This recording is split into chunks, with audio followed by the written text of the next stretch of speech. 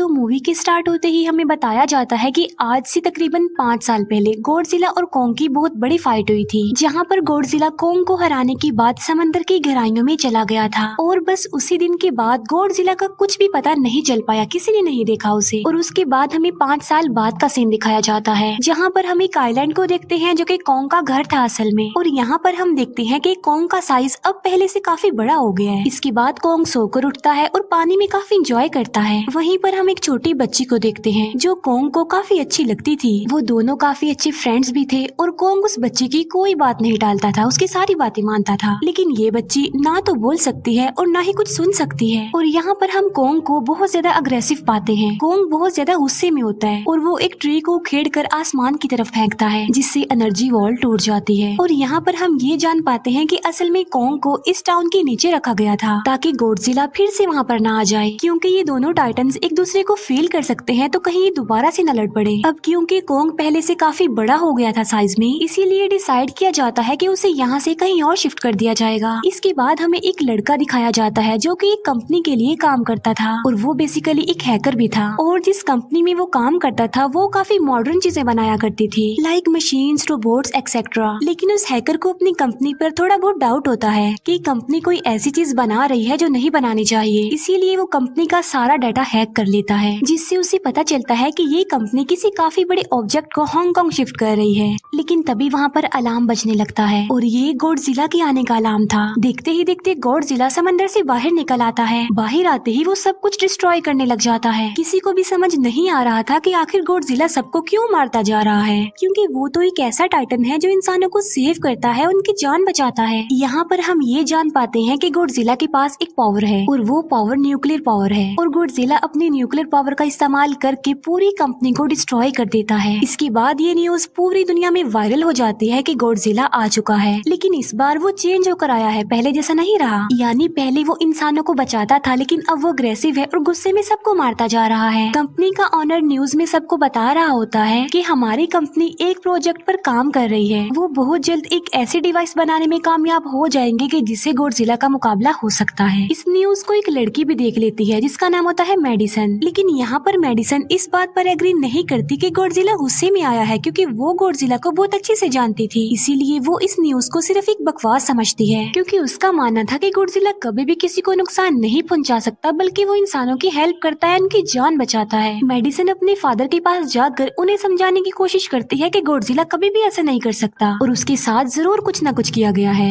लेकिन मेडिसन के फादर उसे समझाने की कोशिश करते हैं कि देखो बेटा, ये सारी क्रिएचर्स, ये सारे टाइटन्स इंसानों की तरह ही होते हैं, यानी इनका मूड चेंज हो सकता है। अब देखो गॉडजिला भी चेंज हो गया है और वो इंसानों को मारता जा रहा है। इसके बाद मेडिसन वहाँ से चली जाती है और वो उस हैकर की ऑनलाइन ऑडियो सुनती है। वो हैकर असल में गॉडजिला के बारे में एक ऑनलाइन ऑडियो अपलोड करता है। यहाँ पर मेडिसन डिसाइड करती है कि वो जाकर उस हैकर से मिलेगी और जाकर उससे सारी बात पूछेगी कि आखिर ये चक्कर किया है, गॉडजिला अग्रेसिव क्यों हो गया है और उसने उस कंपनी को क्यों डिस्ट्रॉय किया। इसके बाद कंपनी का ऑनर एक सीनियर डॉक्टर नेथन से जाकर मिलता है। डॉक्टर नेथन असल में एक साइंटिस्ट भी होते हैं। कंपनी का ऑनर डॉक्टर नेथन को बताता है कि आपका जो कॉन्सेप्ट था हॉलो अर्थ वाला, वो बिल्कुल सही था और ये वो जगह थी जहाँ पर टाइटन्स पैदा होते हैं। असल में डॉक्टर नेथन ने एक बुक लिखी थी जिसमें उन्होंने लिखा था कि जमीन के अंदर एक और जमीन भी है जिसका नाम हॉलो अर्थ है। ये छुपी हुई है और किसी को नजर नहीं आती और असल में ये अर्थ टाइटन्स की एनर्जी का सोर्स है। वहीं पर कंपनी का ऑनर डॉक्टर नेथन को एक और आदमी से भी मिलवाता है। कंपनी का ऑनर डॉक्टर नेथन को बताता है कि हमने हॉलो अर्थ के अंदर ही एनर्जी का एक सोर्स ढूंढ लिया है। अब यहाँ पर हम ये बात तो जानते नहीं कि हॉलो अर्थ आखिर एग्जिस्ट कहाँ पर करती है। हॉलो अर्थ असल में हमारी जमीन के नीचे है और जिस तरह हम सूरज से एनर्जी लेते हैं और सेम उसी तरह हॉलो अर्थ में एक एनर्जी सोर्स है जिससे ये सारे टाइटन्स एनर्जी लेते हैं। और अगर ये लोग उस एनर्जी सोर्स को ढूंढने में कामयाब हो गए तो ये गॉडजिला का मुकाबला भी कर पाएंगे।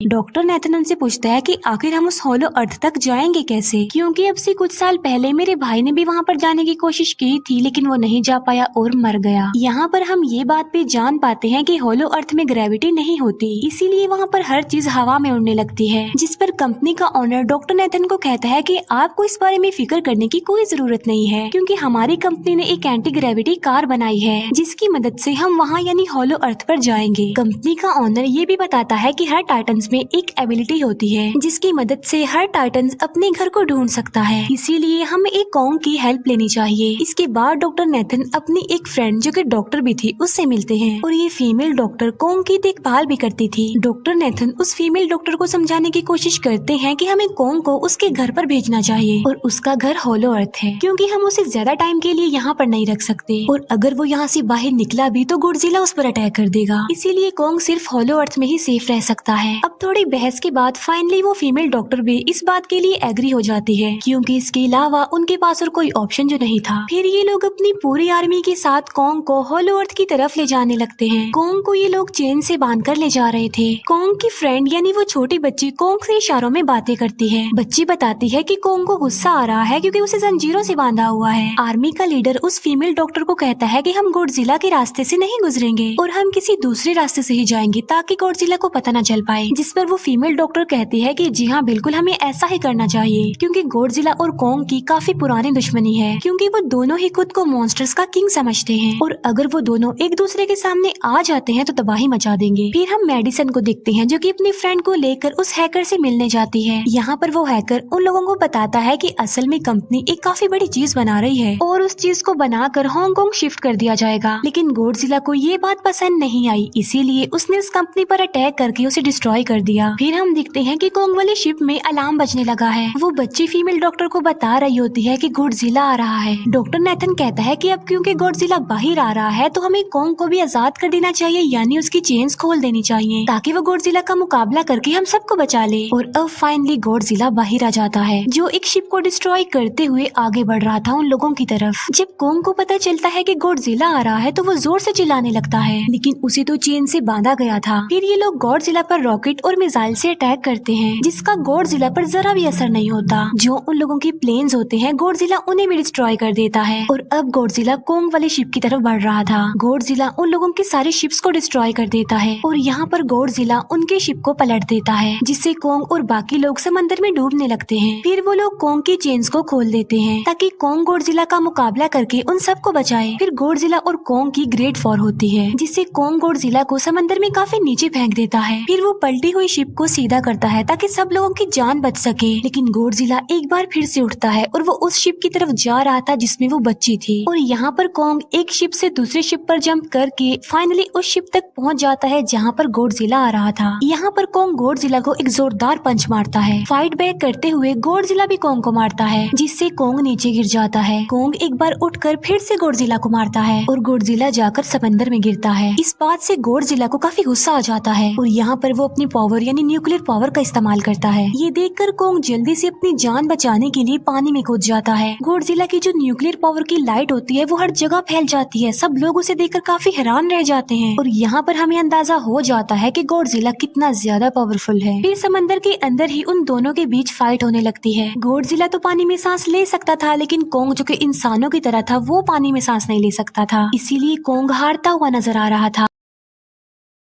फिर गॉडजिला कॉन्ग को मारने के लिए उसे समंदर की गहराइयों में लेकर जा रहा होता है। वो फीमेल डॉक्टर कहती है कि हमें जल्द से जल्द कॉन्ग की हेल्प करनी चाहिए वरना गॉडजिला उसे मार डालेगा। फिर ये बहुत सारे मिसाइल को समंदर में ब्लास्ट कर देते हैं जिससे होता ये है कि कॉन्ग अपनी जान बचाने के लिए बाहर आ जाता है। फिर डॉक्टर नेथन ऑर्डर देते हैं कि सब कुछ ऑफ कर दो, सारे इंजन सारी मशीन को शट डाउन कर दो ताकि गॉडजिला ये समझे कि हम लोग हार चुके हैं और मर चुके हैं। और तब ये लोग सारी चीजों को शट डाउन कर देते हैं। तब गॉडजिला कॉन्ग को गुस्से में देखता है और फिर वहाँ से चला जाता है। फीमेल डॉक्टर कहती है कि अगर हम आगे बढ़े तो गॉडजिला हमें फिर से फेल करके हम लोगों पर अटैक कर देगा, तो अब हम कैसे आगे बढ़े और हम कॉन्ग को कैसे ले जाएंगे। जिस पर डॉक्टर नेथन कहते हैं कि हम कॉन्ग को उड़ा कर लेकर जाएंगे। दूसरी तरफ हम देखते हैं कि मेडिसन अपने फ्रेंड्स के साथ उस कंपनी में घुस गई है ये चेक करने के लिए कि आखिर ये कंपनी कौन सी चीज बना रही है जिस पर गॉडजिला को गुस्सा आया और उसने अटैक कर दिया। वहाँ पर उन लोगों को एक काफी बड़े एनिमल के अंडे भी मिलते हैं और फिर जैसे ही उन लोगों को अंडे मिलते हैं उनका डोर लॉक्ड हो जाता है। असल में जहाँ ये लॉक्ड हो जाते हैं वो एक मशीन होती है जो इन लोगों को अंडों समेत काफी तेजी से हांगकांग लेकर जा रही थी। फिर हम देखते हैं कि हेलीकॉप्टर्स के जरिए पूरी आर्मी कॉन्ग को होलो अर्थ के पास पहुंचाने में कामयाब हो जाती है। वो लोग कॉन्ग को कहते हैं कि वो होलो अर्थ वाले केव में चला जाए, लेकिन कॉन्ग वहाँ पर जाने के लिए इनकार कर देता है। फिर ये लोग डिसाइड करते हैं कि वो उस बच्ची के थ्रू कॉन्ग को कहेंगे कि वो वहाँ पर चला जाए, क्योंकि कॉन्ग उस बच्ची की कोई बात नहीं टालता था। साथ में कॉन्ग को ये भी कहा जाएगा कि आपकी फैमिली भी वहाँ पर है, आप जैसे और भी